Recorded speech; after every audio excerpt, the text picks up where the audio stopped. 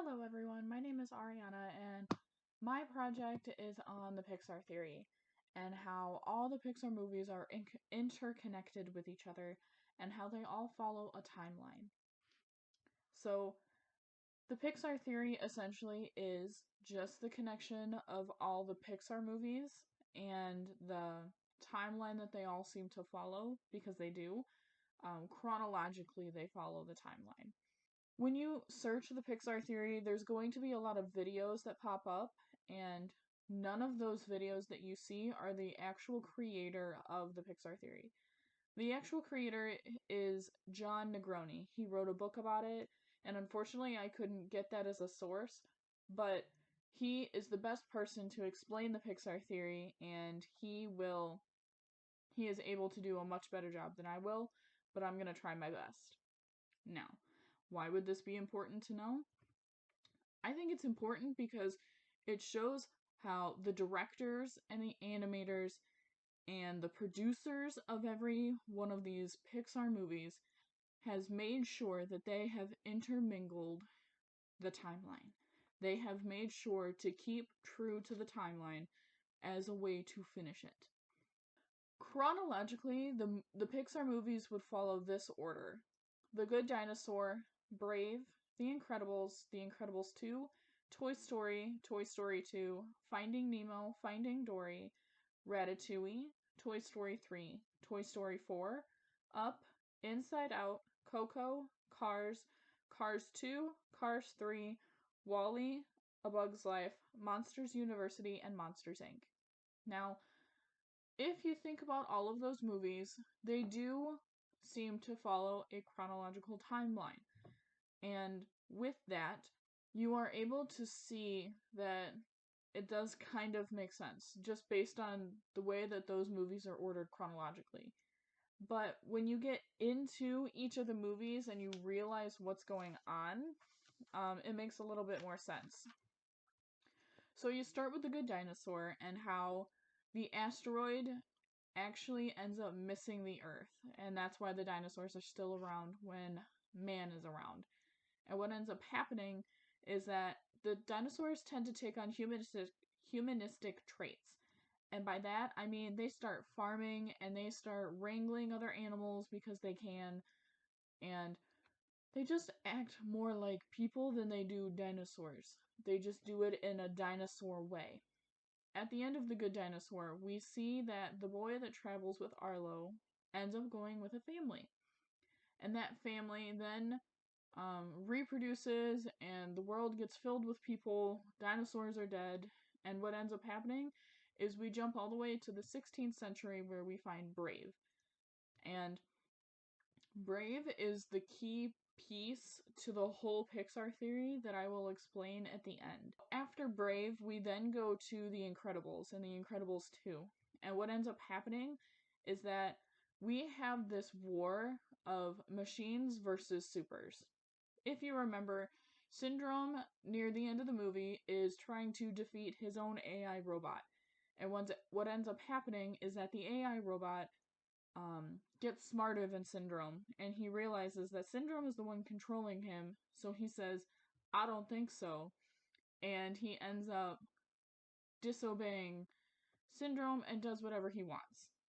So, with that, AI is kind of taken a turn, and the fact that AI is so powerful now, even in today's world, AI has become a lot more powerful than it was way back in the day. We have this machines versus supers. So the supers are trying to beat the machines, and the machines are trying to beat the supers. It's kind of a never-ending circle. After that, then you get Up, Ratatouille, Finding Nemo, and Finding Dory. They're kind of all happening at the same time. And also all of the Toy Stories and Inside Out are all happening at the same time.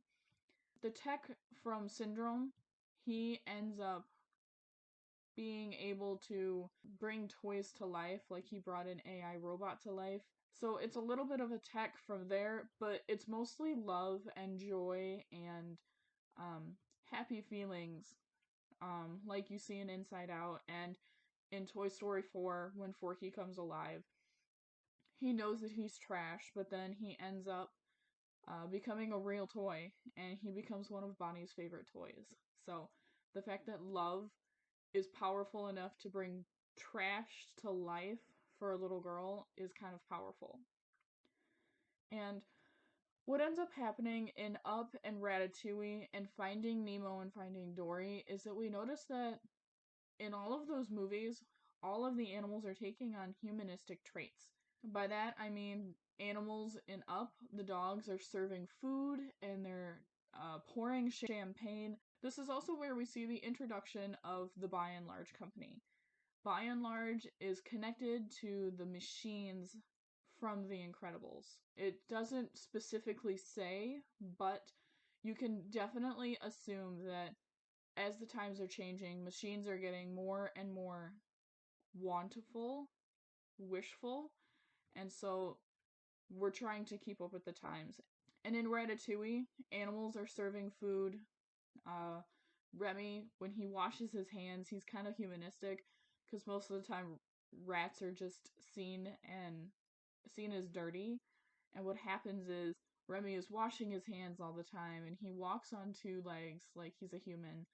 Um, as well as in Finding Nemo, you can see that they have a stoplight system and they have a school system where they learn about all of the ocean and stuff like that. And when you get to Finding Dory, you notice that there is a lot of pollution in the ocean.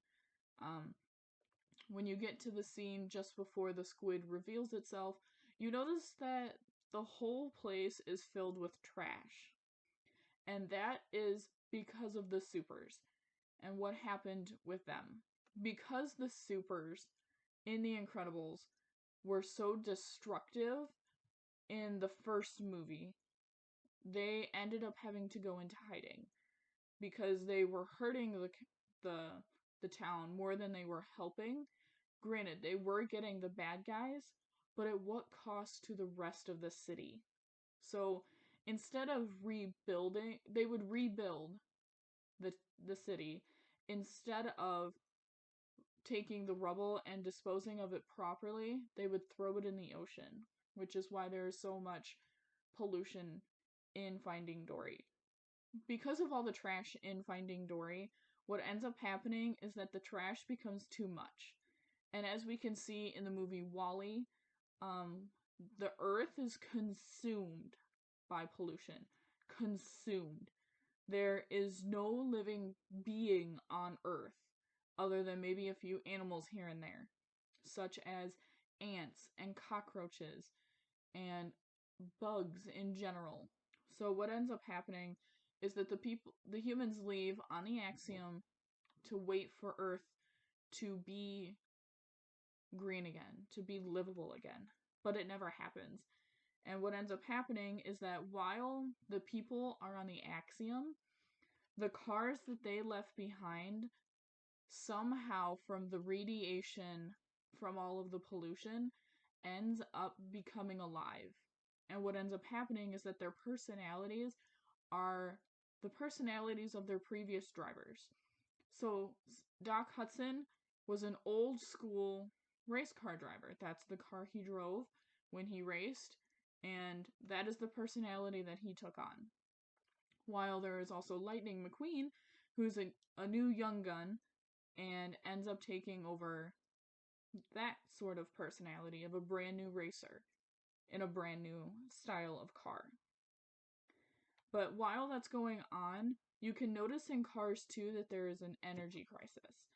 That oil is not good, that we need to stop using oil because it's prehistoric, and prehistoric means dead, which means it's not going to live forever. So, as you can see in the movie though, they notice that they do fill up. They do use fuel. They do use oil. But that can only last them so long before they end up just dying. After that, the humans come back from the axiom. They plant the tree in WALL-E at the very end, and that ends up becoming the tree in A Bug's Life. Now, the scenery might not be the exact same, but that's because Earth has changed a lot over time.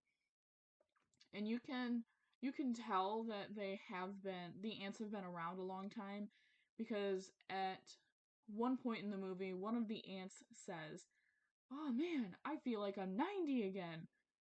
Ants only live a few days, if not a few months, let alone 90 years. These ants have been around for a long, long time because they didn't have any predators. So they just continued to multiply and multiply. Because there is still a whole lot of trash in Wally, we literally see a city of trash. That's what Wally is building all by himself, is a literal city of trash. And what ends up happening is that the radiation and all the chemicals from all of that trash ends up turning the humans from the Axiom into monsters, which is where we get Monsters Inc. and Monsters University. And when you watch Wally going into the city and going to do his job, you notice that literally almost everything is by and large, which is the same machinery that took over Carl's lot for his house, which was also connected back to the machines from The Incredibles. The fact that by and large took over this entire city, and I'm assuming the entire world, because everything on the Axiom is also by and large. The only thing that they had left was enough money to put the rest of the humans into space. What ended up happening when they came back is that they had an energy crisis, because there is no energy left on Earth that's humanistic. So the monsters figured out that they can go back in time, and scaring kids is kind of powerful. It is, scares can be very powerful. So what they end up doing is going back before The Incredibles is happening. That's where everybody, prior to Sully and Mike Wazowski getting to the scare floor at the moment, um, is able to scare kids, is from back in the day. But their current date that they are using for the scare floor is when The Incredibles is going on.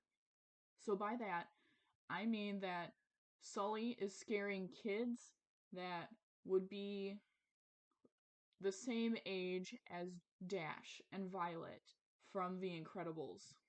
They are scaring kids that are that young.